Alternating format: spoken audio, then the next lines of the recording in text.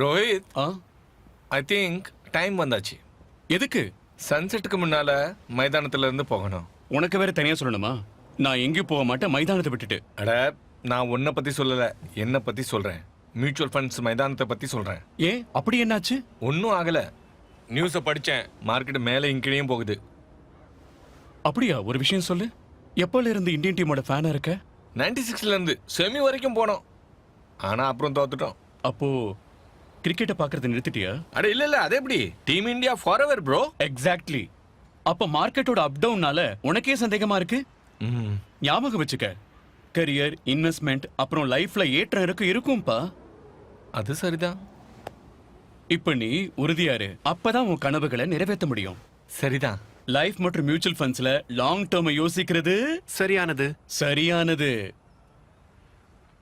Mutual fund முதலீடு சந்தை அபாயங்களுக்கு உட்பட்டது. திட்டம் சார்ந்த ஆவணங்களை கவனமாக படிக்கவும்.